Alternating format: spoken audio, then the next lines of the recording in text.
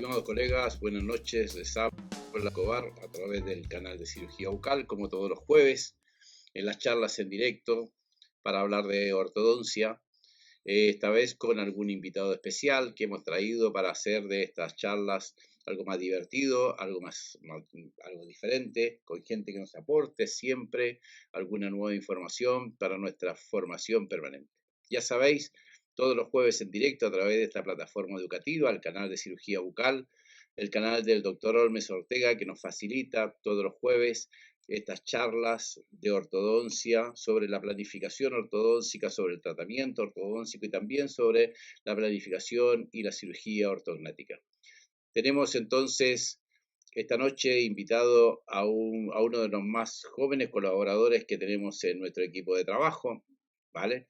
Y estoy seguro que la charla que les va a ofrecer esta tarde, esta noche, va a ser del agrado de todos ustedes. Lo conozco perfectamente, sé de la calidad de su trabajo clínico y sé también de la oratoria del doctor que les voy a presentar hoy, que es el doctor Fernando Ferrero.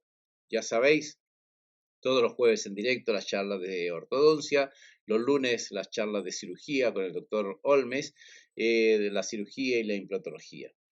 Vamos a ver si tenemos una buena señal, si está todo dispuesto, si está todo listo, y les entrego entonces la imagen del doctor Ferrero, ¿vale? Que aparece, habéis visto que aparece por ahí la cabecita de él, está nervioso, quiere trabajar, quiere hablar, así que dejémonos de tanto verso y vamos a ir directamente a la presentación de nuestro compañero, amigo Fernando Ferrero. Primero, vamos a hacer un cambio de imagen, a ver si podemos, a ver si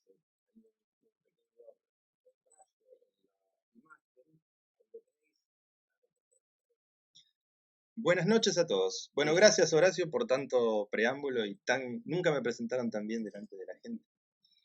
Antes que nada, quiero agradecer al señor Olmes Ortega por dejarme participar aquí en su canal de cirugía bucal y le quiero mandar un abrazo grande, un saludo fuerte a todos los que están del otro lado escuchándonos en Latinoamérica, en Europa, acá en Portugal y en España. Y bueno, vamos a tratar de que durante este pequeño encuentro que vamos a llevar adelante, intentar transmitirle algo un poco más novedoso y salir de los esquemas tradicionales a los que estamos acostumbrados a ver cuando enfrentamos un problema transversal en los sectores posteriores de nuestros pacientes. Horacio, ¿querés que pongamos, ¿vale? Ya llevemos adelante la presentación de PowerPoint que tenemos lista para el día de hoy? ¿Vale? No. Vamos a comenzar entonces con la presentación que tenemos lista. Bueno, hemos tenido un pequeño problema técnico. Esperamos que lo esté solucionando Julio desde el comando que tiene él del canal de cirugía bucal. Bueno, creo que se pudo haber escuchado lo anterior. Sí, yo creo que todos me han podido encontrar. Bueno, de todos modos vamos a avanzar en la presentación. Entonces, si vamos a hablar de una clasificación de problemas transversales, primero tenemos que tener ciertas referencias que usaban los mismos que clasificaban en forma tradicional estos tipos de anomalías. Las referencias que uno generalmente toma en cuenta cuando lleva adelante la observación de este tipo de problema son las bases apicales, las bases alveolares, ¿sí? Y la posición que tienen los torques de las piezas dentarias, ¿sí? Nosotros, cuando vemos un problema transversal, debemos diferenciar primero y antes que nada la situación en que se encuentran relacionadas las apófisis alveolares, los procesos dentoalveolares, ¿no es cierto? La inclinación que tienen, los torques que tienen las piezas del sector posterior, así como también poder entender qué relación tienen en sentido transversal las bases apicales, cómo está desarrollada en sentido transversal la mandíbula y cómo está desarrollado en sentido transversal el maxilar superior. Para ello podemos observar, además de ver las inclinaciones y los torques que tienen, que generalmente se ven alterados de acuerdo al grado de falta de desarrollo del maxilar superior, podemos encontrar que se haya también cambiada esa curva de Wilson que nos sirve para entender cómo se relaciona el molar de un lado izquierdo con el molar de un lado derecho y forman esa concavidad o convexidad que nos va a estar hablando si el problema se trata de una situación dentoalveolar, ¿sí?, una endoalveolia, o si en realidad hay una endognasia por una falta de desarrollo transversal superior o un exceso de desarrollo transversal inferior. Lo que vamos a ver a continuación es la clasificación clásica que surgía a partir de las observaciones de esas diferentes referencias anatómicas, de esas diferentes inclinaciones dentarias, en donde podíamos encontrar, por ejemplo, una oclusión normal, que una mordida cruzada podía ser funcional, ahora vamos a tratar de entender de qué se trataba eso, podía ser dentoalveolar, podía estar comprometido ya el esqueleto de esta persona, o se podía dar una situación transversal anormal diferente llamada diastolia o mordida en tijera. Hoy lo que vamos a apuntar es a tratar de ver lo que nosotros llamamos mordida cruzada posterior, o sea, el problema de la mordida cruzada posterior por una falta de desarrollo del maxilar o un exceso de desarrollo mandibular. Lo que podríamos diferenciar eso o llevar al otro extremo sería, por ejemplo, las diastolias completas, como la que pueden ver ahora que están apareciendo en pantalla. ¿Hay algún tipo de delay entre lo que yo digo, Horacio, y las imágenes que van apareciendo? Hay un pequeño delay. Entonces, cada vez que aparezca una imagen voy a esperar un tiempo para que a ustedes les llegue, ¿no es cierto? Pero creo que les debe estar llegando bien. Les decía que tenemos que separar estas diastolias completas, o por ejemplo, una diastolia parcial. Vamos a ver si les llega ahora la imagen de la diastolia parcial, de lo que quiero hablar hoy en día, que es el problema de la mordida cruzada. Yo creo que ya les debe haber llegado la imagen y ahora deben estar viendo la diastolia completa. Vamos a avanzar ahora en un cuadro que hemos desarrollado dentro de Natos, un trabajo que hemos hecho entre los compañeros, en cómo clasificar a estos tipos de mordidas cruzadas posteriores. Lo primero que ustedes ven ahí en ese cuadro es que los diferentes problemas se pueden dividir en unilaterales, que a simple vista aparece la mordida cruzada de un solo lado, o bilateral, cuando la mordida cruzada se puede ver tanto de la izquierda como de la derecha. Cada uno de estos problemas es necesario poder chequear en ellos si esa mordida cruzada la podemos corregir centrando la posición de la mandíbula, o si centramos la posición de la mandíbula, esa mordida cruzada continúa en el paciente. A eso lo hemos denominado, si centrando la mandíbula o no se resuelve el problema, mordida cruzada falsa o verdadera. Es decir, que cuando yo tengo un problema unilateral y yo a la mandíbula la consigo centrar, puedo diferenciar si el paciente tiene realmente una simetría de su base esqueletal o una simetría de su proceso alveolar, o realmente el problema es bilateral y lo que está haciendo, yo creo que pueden ver cuando muevo el mouse, lo que ustedes pueden ver que en realidad hace el paciente, que es, por una imposibilidad de ocluir en relación céntrica, acoplando una fosa con una cúspide, lateraliza la mandíbula y nos está mostrando un problema unilateral cuando en realidad lo que tiene es un problema bilateral. Lo más tradicional que vamos a encontrar en mordidas cruzadas posteriores, cuando digo tradicional me quiero referir a estadísticamente lo que más vamos a encontrar, es la compresión bilateral del proceso dentoalveolar superior, que lleva a la instalación de un problema transversal bilateral verdadero, llamado también un problema de compresión de las bases. Vamos a ir a buscar una imagen que se corresponda con ella. Estos tipos de problemas pueden estar dados, como había dicho al principio, por una falta de desarrollo del maxilar superior, y eso puede estar relacionado, por ejemplo, con un hábito, o por una cuestión genético, hormonal, que lleva a un desarrollo exagerado de la mandíbula y que generalmente, cuando tiene un problema transversal de origen esquelético por un desarrollo ya dije, exagerado de la mandíbula, también puede observarse ese problema asociado a una alteración sagital, es decir, la mandíbula desborda al maxilar en todo sentido. No alcanza, la velocidad del estímulo de la mandíbula es mayor que las posibilidades de respuesta que va a dar el maxilar, y finalmente se cruza la mordida. Estos problemas los vamos a poder ver y abordar desde un principio, lo vamos a poder encontrar en pacientes con dentición primaria, con dentición mixta y con dentición permanente. Estos problemas los podemos abordar hasta bien la sutura se encuentre cerrada. Es decir, tenemos como referencia en los pacientes en crecimiento los 15 años como una edad límite en la cual, hasta la cual nosotros podemos trabajar con cierta seguridad, en la cual vamos a poder abrir esa sutura y generar la disyunción. También les voy a mostrar esta fotografía de la cual volví para atrás. Podemos encontrar problemas de desarrollo transversal sin que esté instalada la mordida cruzada posterior. ¿Qué significa que va a estar instalado un problema transversal? Hay una compresión de los procesos dentoalveolares por la cual el desarrollo de los mismos permitió que la oclusión se dé sin que las cúspides vestibulares inferiores desborden a las vestibulares superiores y se mantenga una oclusión sin que estén cruzadas las piezas dentarias.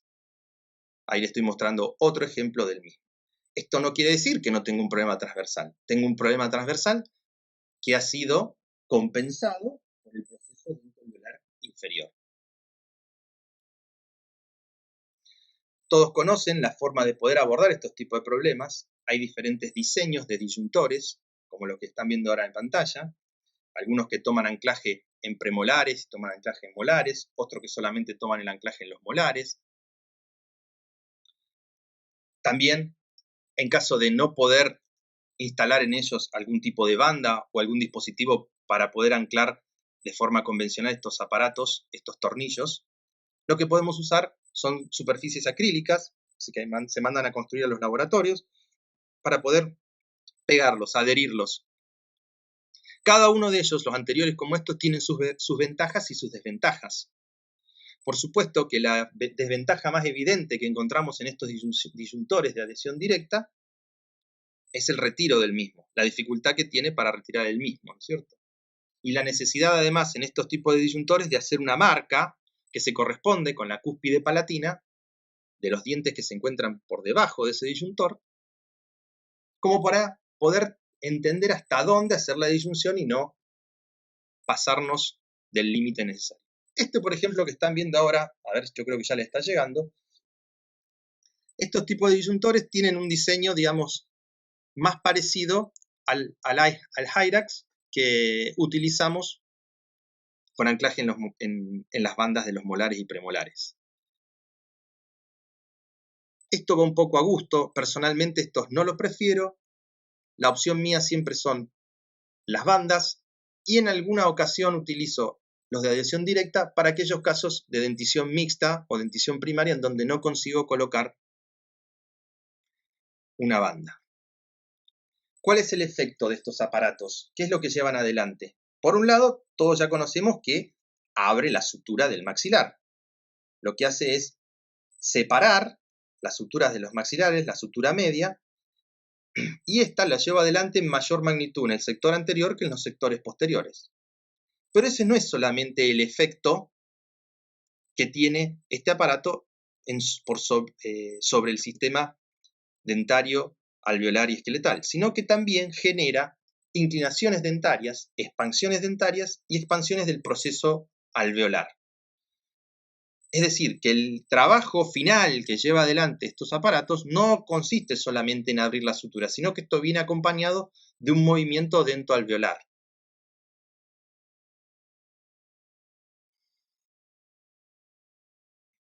Por ejemplo, acá estamos viendo, ¿sí?, cómo los porcentajes que veíamos antes de expansión, de aumento del ancho alveolar y el cambio de torque de las piezas dentarias son los responsables totales de la expansión del maxilar.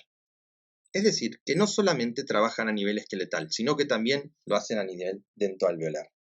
Aquí tenemos un cuadro que representa los diferentes efectos a la altura del primer molar, del segundo premolar y del primer premolar. Como vemos, la expansión ortopédica, que está en rojo, tiene un mayor porcentaje, prevalece mucho más a nivel del primer molar, por lo que yo le hablaba al principio, de que la apertura de la sutura se hace con una magnitud mayor en el sector anterior de ella que en el sector posterior. Y ahí se evidencia en los porcentajes que pueden ver en el cuadro. Y todos los movimientos están acompañados en mayor o menor medida por una expansión alveolar y una inclinación dentaria. Pero ¿qué pasa en esos pacientes donde ya la sutura cerró, donde ya no tenemos posibilidades ante un problema bilateral de hacer una disyunción tradicional? Lo que les traje ahora es un caso de una paciente quirúrgica ya adulta, una paciente que va a ser tratada con cirugía y con un tratamiento ortodóncico pre y postquirúrgico, con cirugía ortognática y pre y post cirugía de ortodoncia, la cual nos mostraba una falta de desarrollo transversal del maxilar superior. Por lo tanto, para poder abordarla con la cirugía ortognática, era necesario primero generar un aumento de las distancias intermolares, interpremolares, aumentar transversalmente el maxilar, y eso conllevaba a pensar en hacer primero una cirugía con tal fin y después una cirugía ortognática para corregir los demás problemas que presentaba la boca.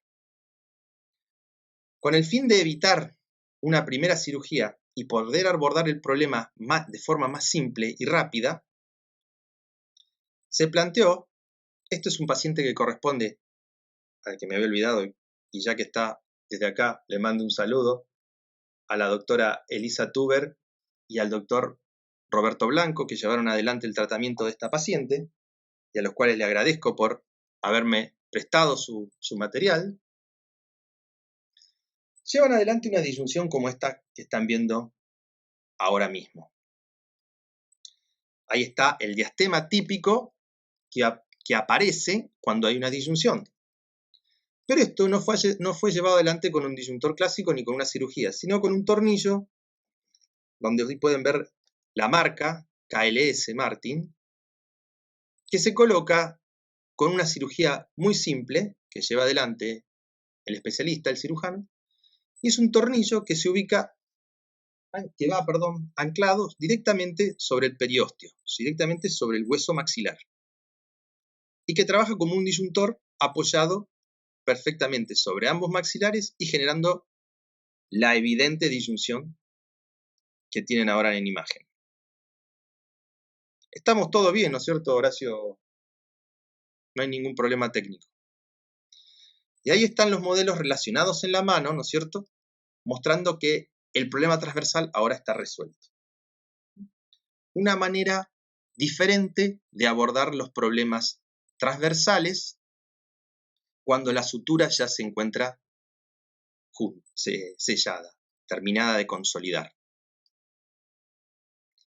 Aquí les traje algunos diseños de esos tornillos para que vean de qué se trata y se puedan comunicar quizás con algún cirujano que se encuentre cerca de donde viven, de las ciudades donde viven, para ver si lo pueden poner en práctica y llevar adelante.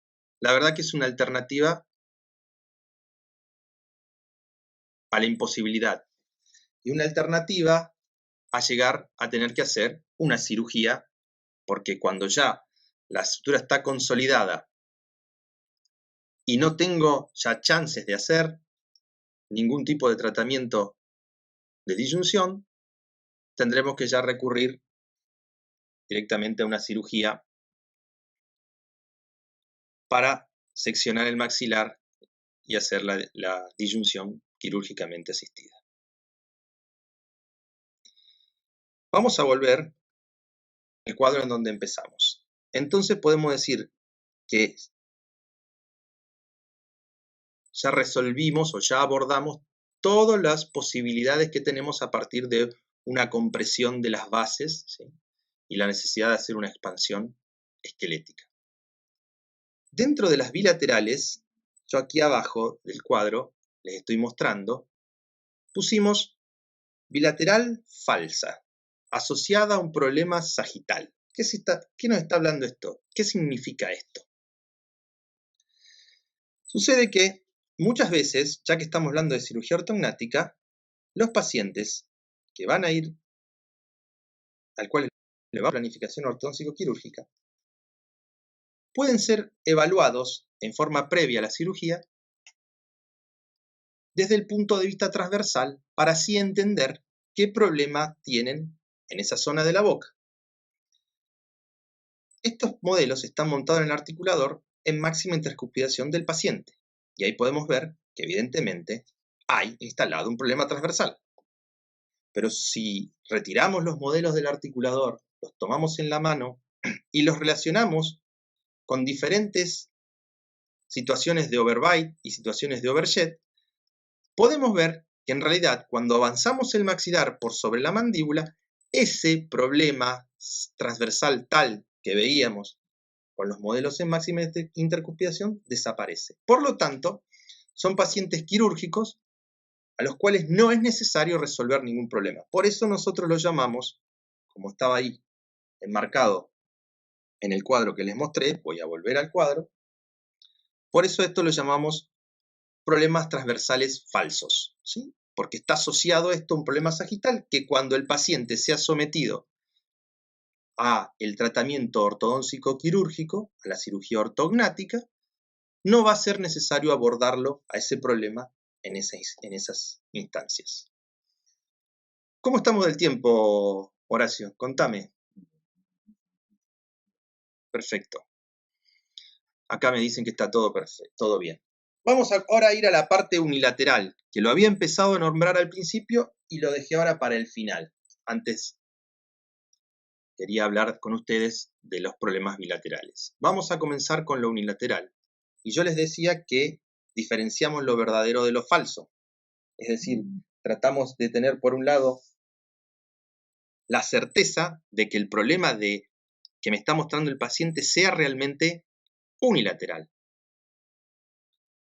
Cuando el paciente me muestra un problema unilateral, como lo que están viendo ahí en pantalla, nosotros tenemos la obligación de intentar mover la mandíbula, llevarla céntrica y controlar que las líneas medias, por ejemplo, coincidan. Esa es una manera de chequear que el problema es o no unilateral. Estamos viendo en este paciente que con una simple manipulación, un paciente pequeño, ¿no es cierto?, con dentición primaria, con una simple manipulación podemos encontrar que ese problema, esa instancia, se transforma en bien cuando lo manipulamos. Aquí tenemos otro paciente pequeño, con un gran desvío, de la mandíbula hacia la izquierda. Y cuando la manipulamos y lo centramos, podemos ver que simplemente el problema es bilateral. Y no es un problema unilateral tan severo como me mostraba en máxima intercuspidación. Es decir, siempre que encontremos una asimetría, un desvío, nuestra obligación es manipular la mandíbula. Aquí tenemos otro. En este caso, vemos que las líneas medias superior e inferior no coinciden. A la manipulación, sabemos que este paciente tiene un problema bilateral. Y después de ser tratado con una simple expansión dentaria, una expansión dentoalveolar, vemos cómo se centra la mandíbula, se centra el mentón y ese problema de asimetría en realidad nunca existía.